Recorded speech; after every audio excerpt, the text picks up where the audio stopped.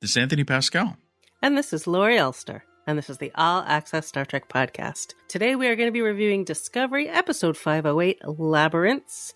But we're going to start with the news, and also, hi, I'm back. You know, I always hate when podcasts spend 10 minutes just talking to each other, but can you just give us give us 10 seconds of what it was like? It was beautiful. We went to Paris, and then we got on a river boat. It was like 120 people total, so not like a big cruise ship. And then we went to these beautiful French towns. We also spent one day at Normandy looking at the beaches and the cemetery and all of that stuff, which was very moving. And we went to beautiful places, and we ate wonderful food. And I did a lot of little Riker pictures, and they're all on Twitter. And we had a lot of fun with that. So, and there was one Star Trek celebrity, I guess you could say, on the cruise, John Rubinstein. It was a playbill cruise, so there were performers in the evening. And John Rubinstein, who was in 2 or 3 Enterprise episodes and 1 Voyager episode, was there. He does a one-man show about Eisenhower.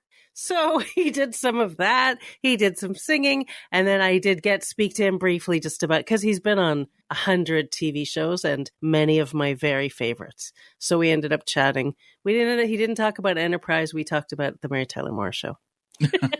Excellent. All right. So back to reality. And Star Trek. Yay! Well, before we talk about Star Trek, just a quick business update. You've been away. Yeah, tell me what's going on, because I actually have not been following it. Okay, well, Matt and I covered this a couple weeks ago, but the Skydance was they were in exclusive negotiations, then those ended, and without a deal, and Sony upped their deal with Sony joined the Apollo deal, offered a ton of money. And then Paramount started negotiating with them, and that's kind of where we left off. Now the latest news is Sony appears to be backing away. They don't seem to be that interested, at least not on all of Paramount. Of course, Sherry isn't interested in slicing the company up. So Skydance has moved back to the front of the line. The negotiations are still ongoing.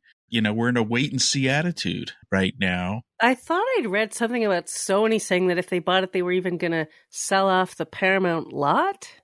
Well, they're going to sell off everything, but yes, that is one of the things. That's a piece of history. Yeah, it's worth over $1 billion, but it is the only big studio left in actual Hollywood. But Sony's in Culver City. If they bought Paramount with Apollo, Paramount would just be a brand, a Sony brand, like Columbia Pictures is a Sony brand. They would just slice the company to pieces. They'd own all the IP. Almost everyone would get fired. It would not be pretty, which is why I don't think Sherry would ever go for it. Regulators wouldn't like it. I just don't see that deal happening. Good. But they're still going through the due diligence and all that kind of stuff. I still think the Skydance deal happens. In a way, my conspiracy theory is they let the Skydance exclusive thing end because the Sony deal was getting enough, and Apollo deal was getting enough attention that the Skydance deal was starting to look bad because they weren't offering a big cash deal like the Sony Apollo deal. There was more complicated, more long-term, and I think they just wanted the Sony deal to kind of fade into the background before they went back and said, okay, we're doing a deal with Skydance, and have it not look like. So it wasn't a comparison. Yeah. Yeah. So, but we still don't know. I mean, we've been talking a lot about bundling. Paramount Plus seems to be falling behind. There's another bundle that was announced this week. Oh, that was a big one. It's Peacock and Apple and Netflix, but only for Comcast customers. Oh. I think it's more about Comcast trying to hold on to their cable customers than it is a truce. But the everyone is talking about bundles. So Paramount needs to get in on a bundle, like they talked about with Peacock or something. Mount Cock. Yeah. So hopefully Mount Cock comes back. We can only hope. All right. So there's not a lot of news this week. It was quiet in deference to my return because I'm ramping up. One thing I did want to highlight is IDW. I'm a big fan of how they've just been really embracing Star Trek. it was just a couple of years ago they released their 400th Star Trek issue, and now they're doing their 500th Star Trek issue, and just a couple of years later. So they've been, and it's going to be this big, anthology thing with 7 different stories. Of course, Enterprise fans are not happy that they're being left out again. That I saw. I did see a lot of complaints about that. It's not entirely clear to me. I mean, they've never done an Enterprise comic. I'm not sure if they can have the license, but maybe they're not paying for the license. They did an Enterprise short story like once years ago. So there's going to be a big crossover in 2025. And this issue, which comes out in September, Star Trek Day week, will have a prelude to that. And IDW was just nominated for 2 Eisner Awards, which are... Yeah. They're kind of the Emmys of the comics, essentially. So it's good for Star Trek comics fans. And, the issue that just came out this week, their ongoing Star Trek comic, has Captain Sisko and Commander Liam Shaw meeting for the first time. I love how they're blending, but Scotty's on the ship. I mean, it's just it's stuff they wouldn't do on the TV shows probably, but it's kind of crazy. But it sounds fun. Fantasy mishmash of characters. Yeah. I like it. All right. Well, let's start talking about Star Trek Discovery. But before we do the review, we do have some news, which is, first of all, for the first time, Star Trek Discovery debuted on the Nielsen streaming top 10 originals chart. The season premiere, which was 2 episodes, ranked at number 10. It's a first for them. And then this just in, they went up to number 9 the following week. Yeah. Discovery was not ranked before because for the first 4 seasons, Paramount Plus didn't even qualify for Nielsen to pay attention to them. So we don't know if it's doing better or worse. But it still sounds good to say it broke through for the first time. Yeah, and not a lot of Paramount Plus shows make it to the Nielsen top 10. In the last couple of years, it's Star Trek. It's the 3 live action Star Trek shows. So Picard, Strange New Worlds, and now Discovery. And various Taylor Sheridan shows. Right. And Halo. Right. So it's something. All right. Well, while I was away, you had the opportunity to talk to the delightful Doug Jones. Doug is back. He was in that Space Command thing, which we talked about last week. The interview, we covered Space Command, and he talked about working with Picardo. That's all going to be up on the site. And then we talked about Discovery. He did confirm he's going to be in the last 2 episodes. Obviously, he's not in this week. Oh, and this was like an old-fashioned phoner, right? Like the audio isn't our usual caliber. That's true. We had a Zoom arranged. None of it was working. Apparently he has a terrible Wi-Fi connection.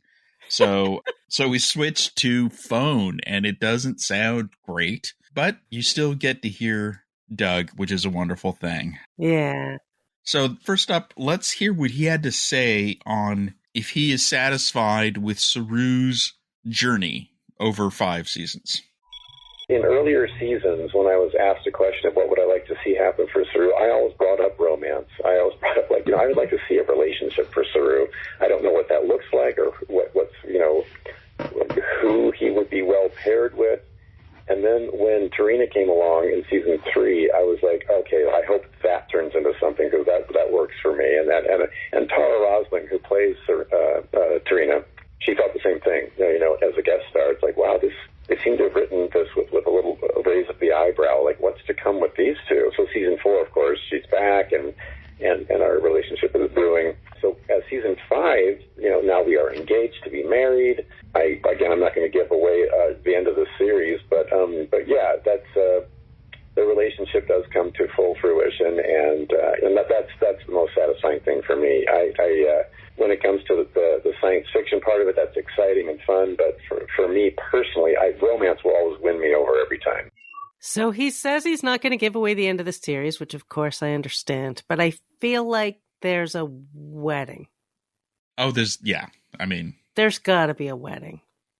Yeah. I mean, maybe it's an off-screen wedding and they come, So Saru got married. Yeah. Well, wait, didn't Tom and B'Elanna basically have an off-screen wedding? I don't know. You're the Voyager expert. Yeah, I think they eloped. Like there was a wedding that wasn't really them because it was like the demon planet people and the duplicates. And then I think they were just, if I remember correctly, they were just married. But anyway, I hope we get an on-screen, fun, wacky wedding. They got a lot of stuff to do, and they've got 2 episodes left to do it. And I know. I just don't see it happening in episode 9 because they're racing with the Breen to get to the stop to go to a wedding along the way. Yeah, it just doesn't seem to. I mean, it's probably the last scene, it's or something before the epilogue. Yeah, before. Right. Yeah, certainly before the epilogue. Or they're all just about to go to the wedding. Right. Yeah. I could see them doing a thing where they cut to the reception after the wedding. Right. Yep. Which is cheaper to do because you could just do it in a room as opposed to. You don't need so many people. Do the Baul get to go to the reception? What kind of appetizers? What's the dress code? Will there be Breen at the wedding if they're all making nice? Who knows? Now, another thing I asked Doug, and I preface this by saying this is a difficult question to ask, was what does he think his legacy is as, an actor in Star Trek and the character of Saru? Oh, golly.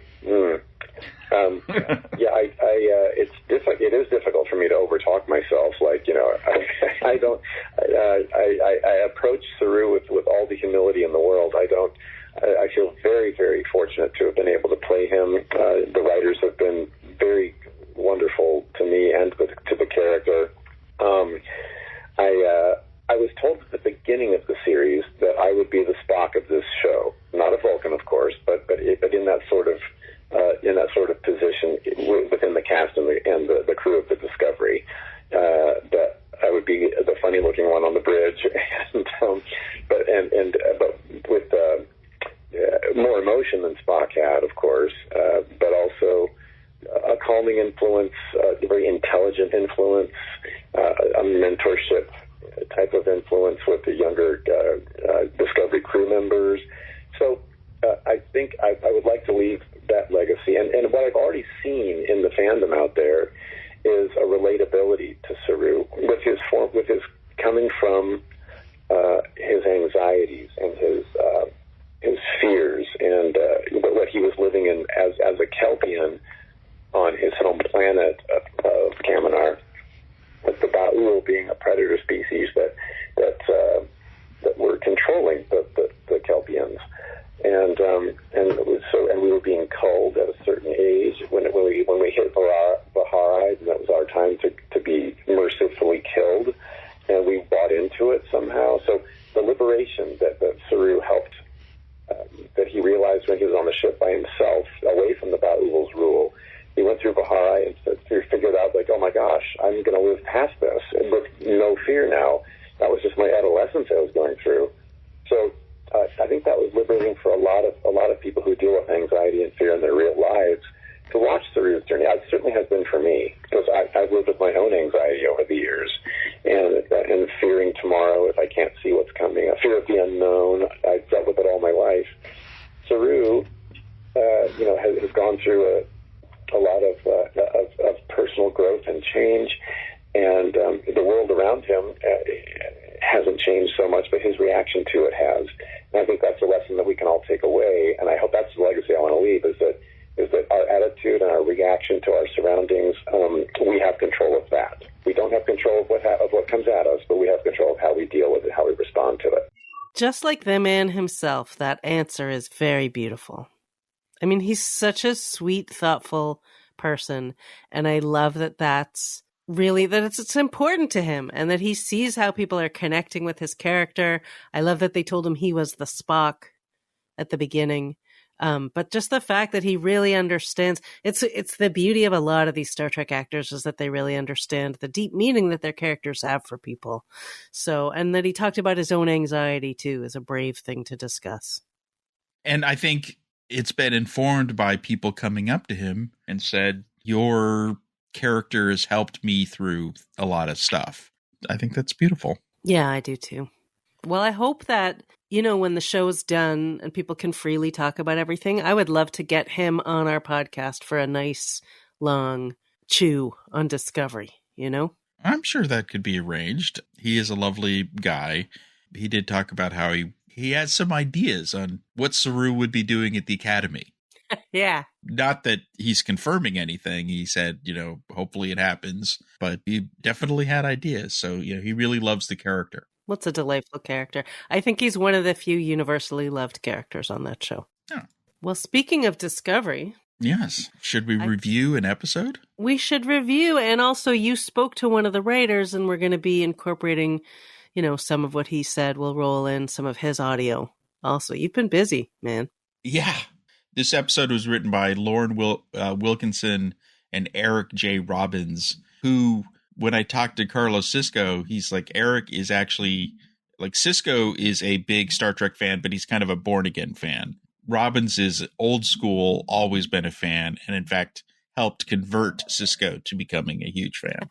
I like him already. He's definitely one of us. All right, let's talk about Labyrinths. I really liked this episode. Like, it had a lot of good big picture stuff, lots of good small moments, character development that was woven into the story. And I thought the location was beautiful because it's somewhere so different. It just really added to the whole vibe of everything. And I also like a good tribute to libraries in general. I'm very pro library. So I like the theory of it as well, especially right now. They're cutting funding to libraries everywhere here in this country. But I enjoyed it start to finish. Yeah, I agree. It's an excellent episode. If you think about the finale has been described, Frakes, who directs part of it, is described as a 2-part finale. So the danger of an episode 8 in that case would be that it's all set up but no payoff. But that was not the case. This episode certainly sets up the finale, but it stands on its own entirely as its own episode with its own mini arcs and big arc and a great guest star. Absolutely. No, I definitely, of course we'll get into this and that, but no, strong, excellent episode. Flowing well from the previous episode, which I really enjoyed as well. They're really digging into the Breen and into the big season arc, and this episode had some like genuine surprises. What were the big ones for you? Well, I didn't think that Primarch Rune was going to die. I thought he was the big bad for the season. So now I'm no longer, I think you and I had our Breen baby theory. I don't think that's it anymore. No, I have a new theory not related to the Breen. So Maul doesn't need a baby to wield power. She's just wielding power, Yep. She's just manipulating. She's a crafty one. Very Lady Macbeth. I guess that was probably the biggest surprise of the episode. Yeah. Getting a Lower Decks reference was kind of a surprise. Yeah, that was definitely a surprise. A delightful surprise. I was like, wait a minute, that sounds so familiar. That can't be. And then I looked it up to see if I was right. I was like, oh my God. Good for you, Reno. Yeah, it was a Reno thing where she references the Hysperians, which is Commander Billup's family is their hilarious kind of role-playing family. Right, the fantasy kind of kingdom family, and he's a prince. Sex-crazed family. Yeah. So I asked Eric Robbins about this, and he actually surprised me with how that Lower Decks reference got in. Internally, we share a lot of material, and on Discovery, what we would do is we would actually assign certain writers, okay, you're going to cover this show, and then you're going to be put into their script distribution, in some cases even the cuts, and you can see what they're doing. So, if we're in contradiction with another show, we can catch it. And we're always looking out for making sure we're not stepping on each other's toes, but also, for me, it's real important to show a little love to the other series. I think that's one thing that Star Trek's always done very well. I think it's one thing the fans have always responded to. I think, the 80s, 90s, early 2000s run was incredibly successful in having, Next Generation. They go to Deep Space Nine, like there's some crossover with both the TNG and Voyager cast. So the Hysperians, it was funny. The original version of that line, we had a joke in there, and Tig it wasn't quite clear if we were going to have Reno or not. So in the original pass of that scene, we didn't have Reno. And then I was told very late, like right before my contract expires, Reno's going to be in your episode. And, we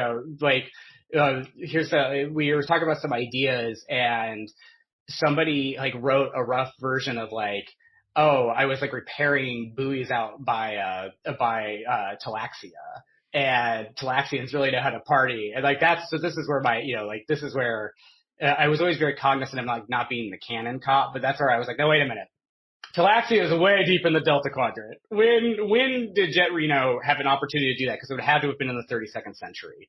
And, we never saw Disco jump to the Delta Quadrant. So I was like, maybe we should change that planet. And I was like, what about Hesperians? Because I think that episode had just aired. And that episode is hysterical of Lower Decks. But Right. I love the idea of a fantasy roleplay planet. It's basically like a fantasy roleplay planet.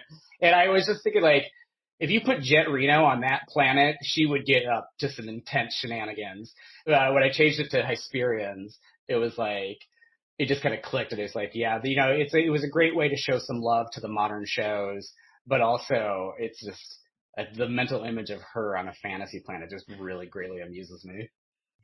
I love that the Discovery writers are enjoying Lower Decks as much as we are. Good for them for including that little bonus. It is fun when we get these little nods. And it is interesting how they didn't know when they write the episode if Reno's available, so they have to change the script when they get told. Yeah. Tig Notaro. It's a different voice. And I did talk to him in the interview about how, writing for her is a different thing. Oh, for sure. I was glad she was in this one. And in her scenes too, there was a funny thing because she was enjoying when Adira and Stamets were speaking at the same time, speaking in unison. And there is a funny Voyager thing that the Delta Flyers always make fun of, which is B'Elanna and Janeway saying warp particles at the same time. But it's like their little trademark thing.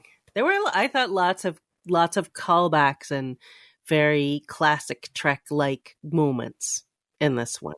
The most overt one, I would say, would be to the Inner Light. Yeah. Just seeing a captain laid out with the doctor hovering and going through some kind of mental connection with some object. There was a nod to it where they mentioned nucleonic particles, which is the same stuff that the Catan probe used. I'm glad they didn't say, like this thing that happened to Captain Picard, and like they don't need to say that. No, because when you look at the scene, you immediately think of Inner Light just because it just has that vibe. And if you haven't seen Inner Light for whatever weird reason, then that information isn't helpful to you. Although why this is happening and what's happening to her is not really Inner Light was, the probe was conveying the history of this planet, whereas this was a test for Michael. So it's kind of similar methodology, but different character journey for sure. Right. And it had a touch of Sacred Ground from Voyager because, Michael's going through this test, and I actually loved the way she just you could tell right away as soon as she's going, it's this, right? And it's not the thing that she thinks it is. And she's so convinced. And it totally reminded me of Janeway in Sacred Ground because she's got this idea. She's trying to save Kessa's life and she has to go through this whole ritual. And she has all these ideas about what it is. So they keep feeding into it and giving her the thing that she thinks it's going to be. And it's like that when Michael says, oh, it's a maze I have to get through. I just need a way to track it. And he hands her this bucket of what I assume is infinite sand because it was not a large bucket and it was a very large maze.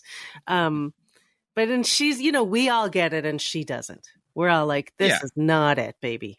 This is their fifth clue, the final clue, the final piece of the map. So she's in there and she's like, oh, I've done the clue thing. I got this. Yeah. No problem. I'm going to knock this out of the park. And I liked how he gave her, it's kind of like a prompt from a computer, the avatar. Said, are you sure you want to go through with this? You could die. I'm giving you one last chance. And she clicked okay. Yep. So, it was nice for that the little avatar book to give her that. Yes. That The was same. such a nice touch. I mean, I loved Hyrel so much. That was such a fantastic character. And then giving her outfit to Book was phenomenal. One assumes that it is the official outfit of archivists and was used in the 24th century when Dr. Derricks was an archivist. Sure. And so Dr. Derricks's program would wear the outfit. But your subconscious would put whoever was most important at that moment into the outfit. Because that is a question of what was Ajala playing at? Because like in the Janal episode, there was a clear character that Wilson Cruz was playing. He was playing this, he was inhabiting this Janal character. I thought that he was playing Dr. Derricks. He said, I'm a program created by Dr. Derricks, but there were times where he was acting somewhat effeminate, like a woman, where I felt like he's trying to be this Dr. Derricks. Yeah. But then at other times he wasn't. So as it went on, he sounded more and more like Book. Like maybe he was evolving and learning more about Michael. I don't know. I didn't think, maybe a little. Not so much for me. I mean, and I know one of the things you talked to Eric Robbins about too was that they did have to think about which character it should be that would be the Avatar. Well, we definitely went through several versions of what the Avatar was going to be. In the initial conception, very early, like I think when we first pitched, Burnham touches this thing and it puts her in some sort of liminal space or some sort of mindscape. The first version of it was Dr. Derricks would show up. And, we would have a guest star come in. And the initial conception was basically, while this battle's raging outside, Dr. Derricks is, sitting at a coffee table with Burnham and saying, like, you need to understand the scale and the scope of what you're dealing with. And it was more just a direct warning and less of a challenge. The problem with that became, one, there wasn't a lot of like emotional realization for Burnham. And this episode is like almost all Burnham's emotional realization. Everything else, is action and adventure and tension, but there's not a lot of opportunity to like stop and dig into the characters. The other issue was, how many scenes can you do of a character warning another character about technology that was going to be seen in a later episode, and we didn't want to get too far ahead of the season. And then the third part was, is there something to be done with one of our actors? We had a lot of fun with Wilson Cruz being possessed by Janal, possessed through the Jintara by Janal in 503. And we thought like there might be a fun opportunity to have, I love whenever the actors get to play different versions of their characters or just completely different characters. I will say at one point it was Tilly for a while. We went back and forth on if it was Tilly or Book. At one point we had a lot more characters conceptually showing up in the mindscape. We had a whole thing where like different people were going to appear, and it was like the idea was the program was pulling from different parts of Burnham's psyche. But in the end, Book was the best choice, one, because David and Sonequa have wonderful chemistry. I love seeing them together, and I thought it would be fun to see David play a different character that's not Book and get to challenge her in a different way. And two, their kind of emotional arc through the season after the events of season 4 is, I love this person, but they did this thing that I'm having to reconcile, and they're having to rebuild a trust between them. And once we really saw how the previous 7 had shaped up, it became clear emotionally the best bet's going to be Burnham and Book together, because it's a real opportunity to dig in to how she feels about herself and how she feels about him. And it was the most like emotionally cathartic for her to voice all of that to him. I agree with him that, narratively, certainly financially, but narratively for the story they were telling about Michael and her journey and her epiphany, it made sense for Book. I mean, I was thinking, because it's all about Michael feeling judged, I thought it would be a great opportunity to bring back Sarek. Because who she has daddy issues. Who else would be her judge but her father? I did think, like, to me, he was definitely there in spirit, because when she was talking about, like, being afraid of failing, it immediately made me think of the way she and Spock were both brought up by Sarek, who was so judgy.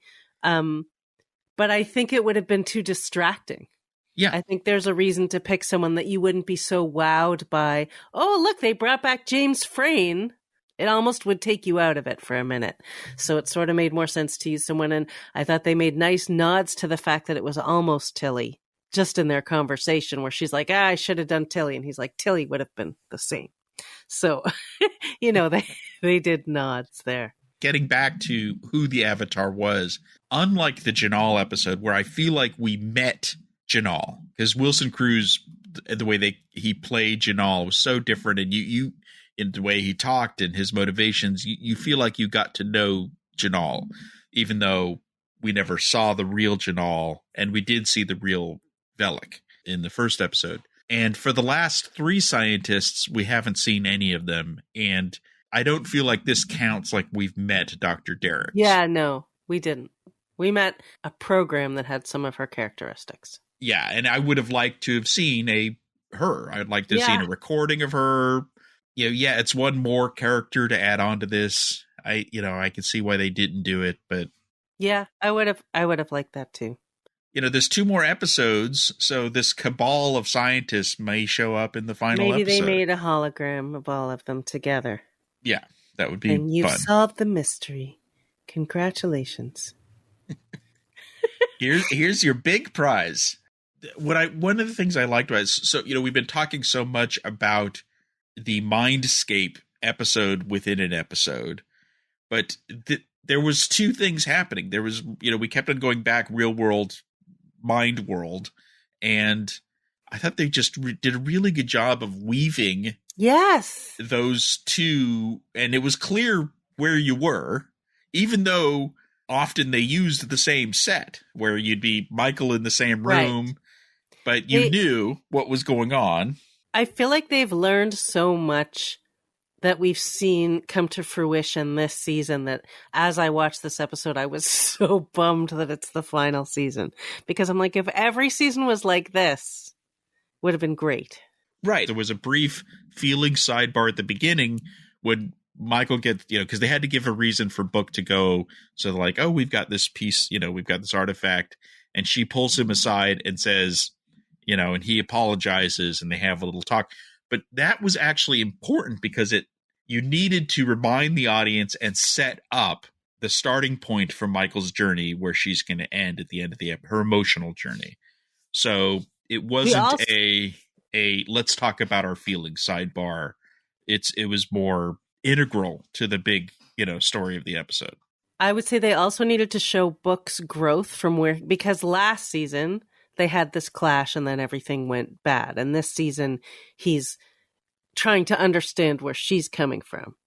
That's also his signal that, like, I'm not the same guy I was before. So there's character growth there too. Let's go back to the artifact though, because I have a theory, when I read your review, I was like, oh, you have the same theory that I do. But I think he's got the root from the tree and he's still got his necklace with the stuff in it. And I still think there's going to be some sort of resurrection for his planet. That would be beautiful to bring back his planet. Would it bring back everyone, his family members? Or would it be just kind of like the Genesis planet, but stable? Right.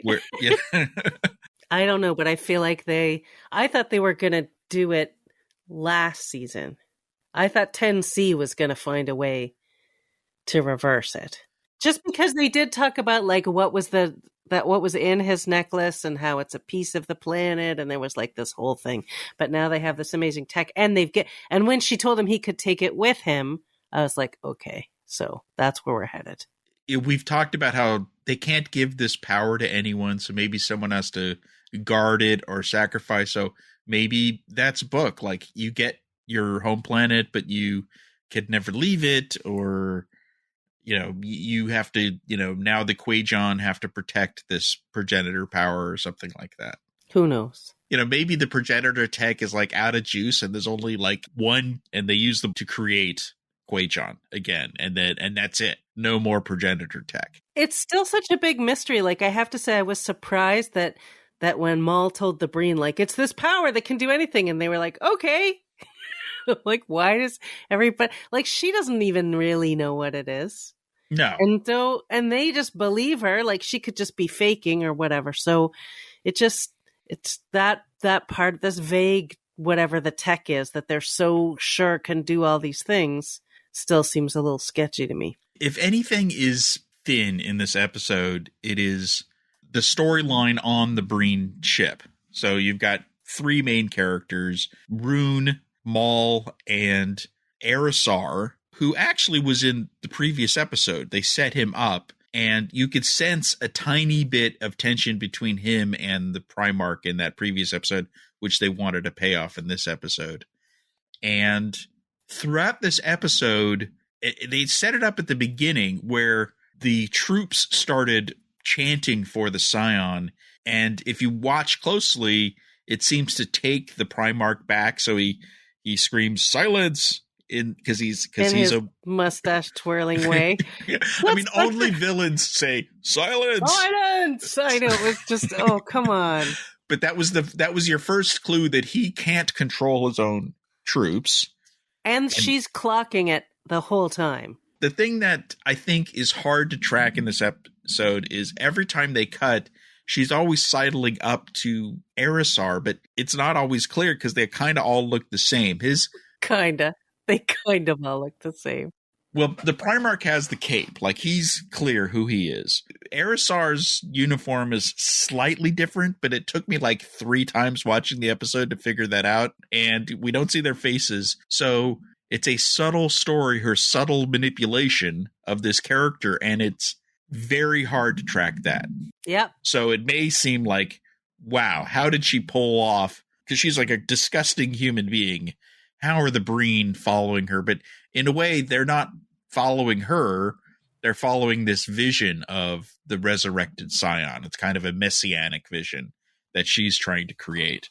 That was the thinnest part of the episode for me. Yes. It's hard to fix that problem if they all look exactly the same. Yeah. And maybe there was a way that it could have been. I have no complaints about the directing. I thought they did a really nice job, but there was probably a way to make that lieutenant stand out so that you always knew that it was that lieutenant. Well, the doctor in the previous episode had like a glowing doctor sign on his chest. So he was clearly differentiated. So they could have pulled it off. Yeah, they could have come up with something. But I loved the interior of the Breen ship is really interesting. It's kind of this open plan thing. It looked, the way the episode opened and showed you that was beautiful. It's like one big cavernous space and the bridge kind of floats in midair above it. Yeah. We're learning a lot about the Breen, and but they're still mysterious. It'll be interesting to see, like, is she now in charge or is Erisar now in charge? I guess we'll find out next week. Would be weird if she was in charge, but the whole thing is weird, so we'll see. Yeah. I mean, the question is, are they leading up to a resurrected Locke? Right. And he doesn't seem like such a bad guy. No, yeah, Locke is very sympathetic now. I'm a little worried that Maul is going to get less sympathetic. Is she our new villain? I mean, that's the question. Like, when Rune ordered the attack on the Discovery, Maul said, no, don't do that. So and you wonder, like, is that because Book's on board and she kind of likes Book a little bit? But what didn't make sense is the final thing so when the Discovery leaves warp plasma behind to fake their leaving, why did Rune attack the archive? There's nothing. He should immediately, as Maul said, you should follow Discovery, or not follow Discovery. You should go to the coordinates. Why did he spend any time attacking the archive, except that he's a cartoonish villain who decided to kill people for no reason? Well, that's why, because he was cartoonish. He was the same as he was back to one of Discovery's tragic flaws with their villains. The same guy who yelled "silence" was the I'm glad he's dead because he was boring. He was but you want to at least see a logic to it, and I guess it was like revenge for them being mean to him earlier. Right, they didn't help. They didn't cooperate, basically. But it was his downfall because there was the priceless artifacts inside, which showed he didn't really care about their culture. I mean, he was a jerk. So he's dead. Good for him. Yeah. But I thought that we got to see a lot. There was fight scenes in the library and then cool stuff on the ship, and Reese got to be in command, and There was little stuff where they had to tech the tech to figure out the tunneling. So there was kind of this whole other episode happening while Michael was in her mind space. Yeah. And everyone got to do something cool. I mean, Raynor got to taunt the Breen by calling them gelatinous assholes. That was one of my favorite lines of the whole thing, was gelatinous assholes. My other favorite line actually was Irel saying, "How fun to have a book visit me in the library for a change." She was, I did like where... What's that actress's name? I missed it. She was fantastic. The way the character was written was beautiful. Like, they really had a lot of fun writing her dialogue and doing her personality. And then she just really came through all the way. She was terrific. Yeah, and she's like, "Don't worry about the Breen. We'll put them in the dungeon." Oh, we don't have a dungeon. We just have an oubliette, which, is actually pretty bad. And her kind of running commentary and like terms and condition warnings at the beginning. Right. And yeah, I mean, it was all very well done. Even with the Breen, she tried to do the same intro. She just likes, it reminded me of like a school field trip where like they stop you before you get to go in and then they just talk and you're like, I just want to go see the thing. So I thought that stuff was, Michael keeps trying to rush her. I thought that was so good. It just adds, again, like they're adding the right kinds of layers this season. Like, let's do we're doing what we need to do, but we're making it fun and adding quirks to it, which was just fantastic. Now, was Michael callous to do the thing that she did? So she assumed that the Breen were going to fire on them again. She got Rune to agree to this thing called a Tergoon. Did she think that he would adhere to it and wouldn't fire on the archive? Yes. Her trick was to basically leave them in the lurch. So she assumed that Rune wouldn't fire on the archive. Yeah, that's why she set that up, and she chose a Breen oath, knowing that it would have meaning. But she didn't notice how cartoonishly villainous he was. She wasn't there to see him twirling his gelatinous mustache, as you said. Yeah. I also, my friend Raynor was doing his usual sniffing, which I like. There were at least 2 good sniffs. Have you noticed the sniffing? I didn't notice it until you mentioned it, and now I can't not notice it. It's so great. It's just this quirk that he has, and he does it a couple of times in every episode. And it's like this fun little alien thing. I was a little taken aback. I've been obsessed with the BAP and how they leave it around the ship, and now they gave it away. Yeah, it's funny. Like 3 seconds after they put it together, they're like, "Here, you have it." So, but obviously she's got something that they don't have, which we don't know what that is. But apparently it's all it does is tell them where the thing is, but she probably has the password. She has some extra information. Right. Yeah. And she said the Breen won't be able to figure it out, but then there's speculation that Maul will be able to figure it out. Maul had access to the diary from the... But she also has a different way of thinking. The Breen don't seem to be the most creative thinkers. No. They wouldn't be reading the guide to Talaxian hairstyles, for example. This episode had a ton of those little things. It was not just Talaxian hairstyles, but Hooperian folktales, which is different than Hysperian. Yes, Hooperians are a different one-off alien from DS9, I think. Oh no, they're not. It's Meridu, the guy that hangs out with the Nagus. Yeah, those guys. I like that they bring back all those guys. Well, the big species was the librarian species. That was That was an interesting and fun choice. Yeah, when the preview images went out, everyone was like, "Oh my God, is that?" A lot of people thought she was Klingon because of the head ridges, but we tweeted out she was a Frosian, which had only been in a couple of the TOS movies. And then the writer from the episode came into our comments section and said she's a Frosian. Yep. And then I think people still argued. Right. Maybe he's lying.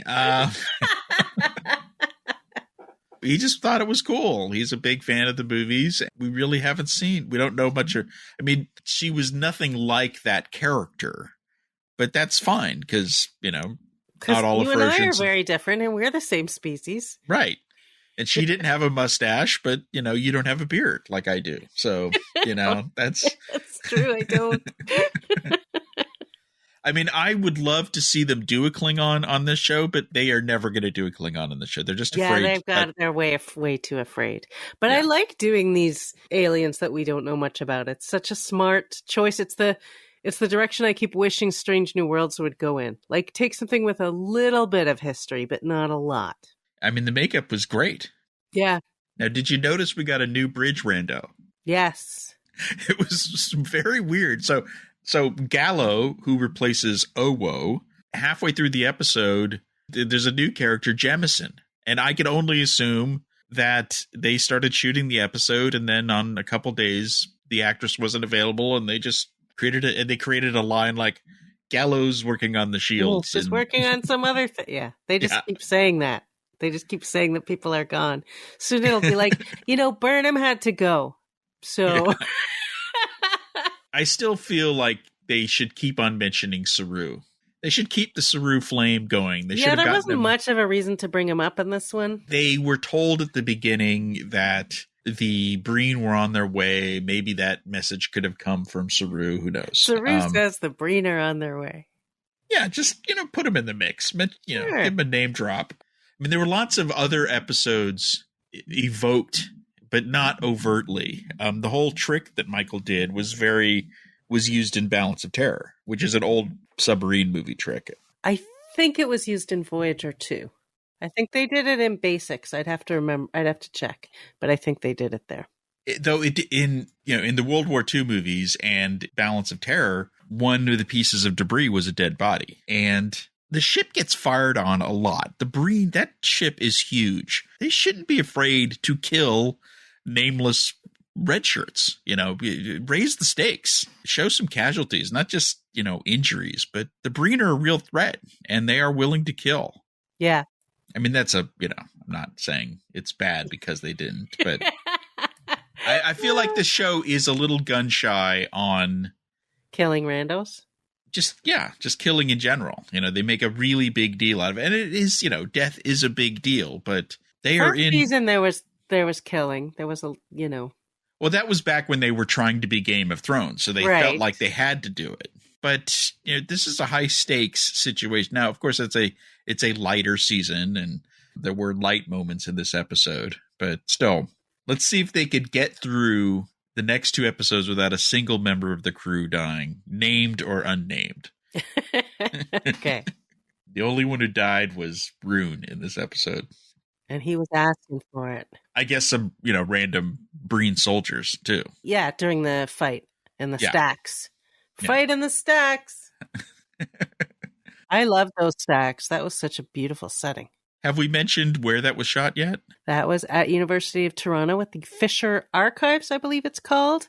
And we have an article coming from Michael Casaubon, and I hope I am not mangling the way that we say his name, works there and helped facilitate the shoot, and he had a great experience and is writing up an article for us about the place itself and the filming and why Discovery was allowed to film there when other productions have not been.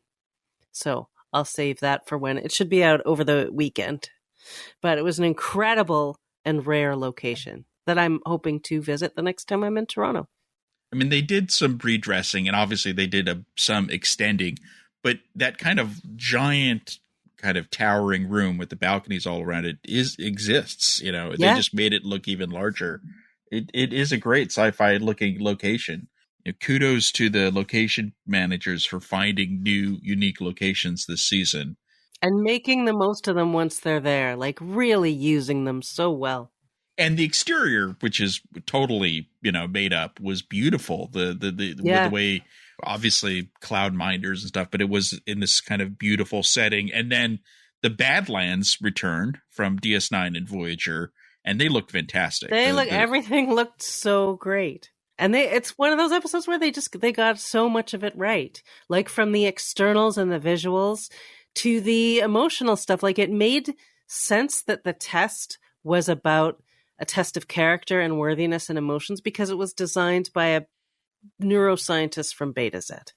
right? Like, it's very important who designs the test, and it's the thing Michael keeps trying to remember. Is like, you have to, and it's what Kovac, I think, told her, which is think about who the person was who designed this part of where the piece was hidden or what the test is.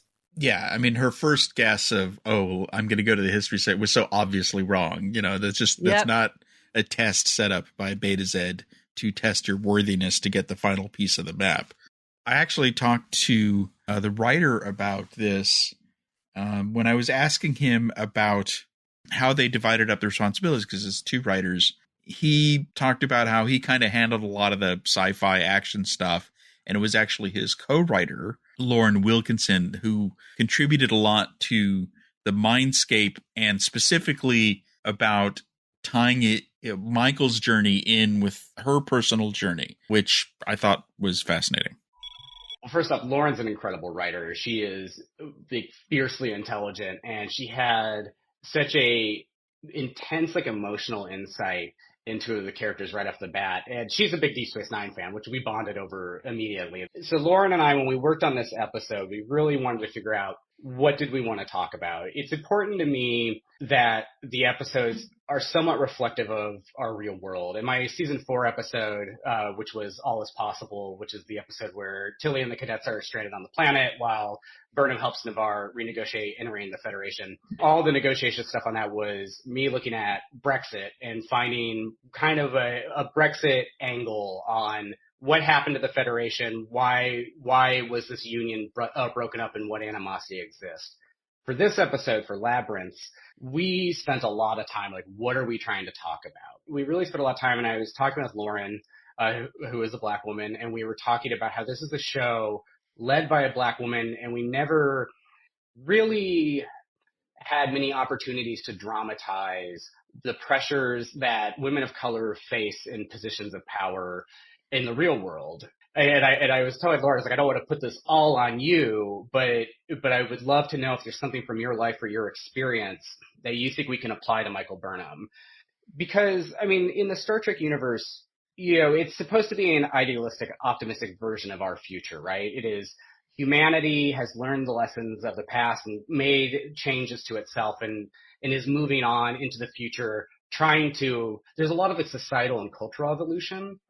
So Lauren talked about the internal pressure that especially women of color feel when they feel that their performance in the moment could be used to deny people opportunity in the future. And we both kind of looked at each other and were like, that's it. That's like enough of an angle for what we want to talk about in this episode. So everything with Burnham was revealing that for this character who's a massive overachiever, what drives her, and revealing that there's a hidden internal fear that's never really been addressed. And obviously, you know, it's very abstracted from our real world. I mean, for me, that worked sometimes. There have been many times I've gotten frustrated by the focus of this show sometimes on people's internal whatever's going on. In this case, I thought it worked beautifully. I mean, it's so much. Look, the show is about her, and it has been from the very beginning.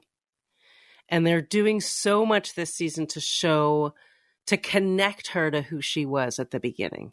And I thought this was just another really good, smart way of doing that, and did touch on universal themes that he, you know, the writer actually mentioned, which is, I mean, it's for me to comment on is kind of weird, but I know that there is a certain pressure on Black women also that is very hard to shoulder. And when I do something, I'm not representing anybody.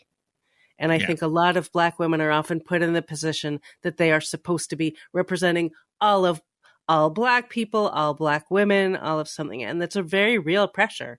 And so what a great way to touch on that again in this sci-fi way and through the character. It was very well done. Sonequa had that great conversation with Tawny Newsome about that specific issue, about how both of them feeling that pressure. Of course, you know, it's so baked into the DNA that her hero's journey to get the final clue was this self-actualization of her feelings, which is so very Discovery. I mean, it's very Discovery. Yeah. And I say that with affection. One could cynically say that Michael Burnham saved the galaxy by crying. Sure. At just the right time. So screw you, everybody. Let's save the galaxy. Exactly. Yeah. I felt it worked. I'll allow Yeah, it. I did too. I also, Book's crying also worked really well for me. Like when he opens the thing and he looks and he sees the root, and then I felt like you could see joy and sorrow playing out on his face. It was He a did a big really moment for nice him. job. The acting was terrific in this one. And the actress playing Hyrel, she knew to switch her tone at that moment as well. Yeah. She stopped being the kind of quirky, bubbly weirdo because that just wouldn't have worked at that moment. Do you have anything else? I kind of have a nitpick because we were talking about the Badlands and tech. And I know one of our favorite things to talk about is when the transporters don't work. And I was a little surprised at how many times this season have the transporters not worked, like proximity to a certain metal or to a rock. But they were able to beam in and out of the Discovery while it was inside the plasma cloud, which you couldn't scan because they were like, they're totally invisible. Like you can't see so how could you, but you know, we'll it's like, let's just, it's fine. I'll tell you one funny thing is, and yes, I'm going to mention the Delta Flyers, but I was watching the Delta Flyers and they were talking about the Siege, Deep Space Nine with Armin Shimmerman. And those guys found their nitpicks were like 10 times what we do for that episode. And they were right. I've always liked that one, but the more they pointed out, how come the transporters work here and not there? How come they could do this, but not that? Why were they? And then I'm like, oh my God, there are like 15 holes in this episode that are exactly the same kind of thing that we always talk about. Transporters that mysteriously work and don't. It just reminded me of us. Yeah. When you look at every episode of Star Trek and you think of all the times in episode 3 that, like, why didn't you just do the thing in episode 1 and episode 3? But they haven't thought of it yet. Or if they kept on doing it, it would just, it takes the fun out of it, Right. A simple example is it should be completely impossible to escape a ship because they've shown that you could put up force fields around the ship. So if someone ever escapes, you just put up force fields like every 10 feet in every corridor so that wherever they are on the ship, they're trapped in a 10 by 10 box. Which we've seen them do in various episodes. Right. But they just forget to do that in every other episode. It's the problem with having great tech is then you have to come up with reasons that tech doesn't work. And sometimes you forget.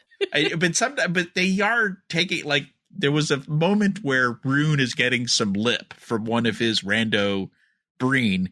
And I liked how he just extends his arm, forms a weapon, kills the guy, then the weapon retracts. Just the way he just inadvertently just bam. The smart tech can be cool. Yeah, I guess my point is that a lot of these flaws have always been in Star Trek. Right, and I'm not sure I would call them flaws. They're more, choices. you have to tell the episode you're telling and tell the story you're telling. But it is nice to be consistent. Yes, because it makes it more believable, and you don't have that suspension of disbelief. But it's also, they're trying to tell the story, and so they're doing they're doing it in the most efficient way they can without stopping down to have 10 minutes of explanation of how something might work, which I understand. And they even set up the next episode when they did the trick to spore away. They didn't make it to the coordinates. Right. And the spore drive and the warp drive. Nothing's working. Because, again, the spore drive gives you such a huge advantage. They had to give the Breen time to show up, basically, because if they're in a race and they have a spore drive, they always win. Right. So that the Breen have a chance and it's a real race. But it was done well, not like... It made sense. It made total sense. Yep. All right. Well, I feel like tonight I'm going to rush and watch the next one because I've been waiting till we talked about this one. Yes, we have the next one. We don't have the final one. I know. I'm glad because I don't want it to be over. I'm really enjoying this season. Yeah. So let's switch to our bits of the week. I think both of us are going to do bits that are tied to conventions. I want to kind of update. Creation are doing their Trek tour, which we talked about. They've now announced a whole bunch of dates, including fixing the date in Chicago. They gave the original date, which we revealed a couple months ago, to Battlestar Galactica because there was a conflict. But they are going to Chicago in September. Then they're going to New Jersey in November, Laurie. Oh. Secaucus. Oh, and they're doing Nashville in September and Dallas in November, and then back to San Francisco next January. So this regional thing is really taking off in a big way. And Vegas in August, obviously. Of course. Which is where Little Riker and Big Riker are finally going to meet. Absolutely. So what's your bit of the week? So mine is a fan-run convention. I believe this is the second year. It's called Trek Long Island. It's happening May 31st to June 2nd. I have been asked to moderate a panel there, so I will be talking to Kitty Swink while we're there, but they have already lined up. They have Melissa Navia, Armin Shimmerman, Ethan Phillips, Tara Rosling, Chase Masterson. They have other people from Strange New Worlds and I think Discovery, and some old school admirals from TNG. They also have a whole bunch of podcasters, Trek geeks and sci-fi sisters and Trek Untold and science panels and STEM panels. So it should be really fun. I've not been to a smaller convention myself. So I know a lot of people who are going, and I think it's going to be fun. I haven't moderated in front of an audience before, so that should be fun. And we have some tickets to give away. So we can give away 2 tickets. First of all, if you want to know more, like the details of exactly where it is, just go to treklongisland.com for now. We're going to get an article up soon that has all the details in it. But if you would like 2 tickets to this event, we have 1 set of 2 tickets to give away. Then when you come and comment on the post for this podcast at trekmovie.com, use the randomly shoehorned into your post word, Tribble. And if you use that word, we will know that you would like to win tickets, and then we'll just randomly choose before next week's podcast 1 person to win. But if all the Star Trek shows can randomly throw tribbles in, so can we. Exactly. And so can you. Just come up with a organic or awkward way of mentioning tribbles. Doesn't matter. So, and it can be tribble or tribbles. That's fine. And then we'll choose someone, and then I hope to see you there. I think it's going to be a nice vibe. Sounds like it'll be really fun, and there's still autograph sessions and meet and greet and all that kind of stuff. I'm so glad you're going and getting to moderate a panel. Yeah, I think it'll be fun. I mean, we talked to Kitty, a couple of weeks ago for ours. She's such an interesting person, and they want me to talk to her about her activism and her work as well as her Star Trek appearances. So I think all those things are pretty great. Excellent. And that's it. Welcome back, Laurie. Thank you. I still feel like the boat is moving, unfortunately. I actually have what appears to be a rare neurological disorder related to getting off the boat. And I'm hoping it will pass soon, because this whole time we've been talking, I feel the whole room moving up and down, and it's actually my house, so it's not. Hopefully your land seasickness does not last long, because that does not sound like fun. I'm hoping it'll go away, or if someone who's listening, maybe you've been through this and you have some suggestions. So it is an actual thing, and I'm trying to figure out. I've been trying some exercises to get rid of it. So what are you looking into? Rocking chairs, hammocks, other No. No, I found there's a doctor who did a video online who actually explains some of the vestibular therapy, it's called. That you can do. So we'll see. But anyway, I'd love some sympathy, so bring it on. Well, you got it from me. Thank you. So next week, when we review the penultimate episode of the show, we have Voyager writer Lisa Klink joining us for the review. So you don't want to miss that. And we should also have some audio. I'm going to be speaking to Blue DeBarrio. Oh, nice. Apparently, it's a big episode for Blue. I haven't seen it yet. I'm hoping we get some Stamets in there, too, because I feel like we haven't seen much of Stamets. Where Blue goes. Yeah, Stamets and Adira have not been doing a whole lot, so let's get them in there. All right. Thanks for listening. See you next week.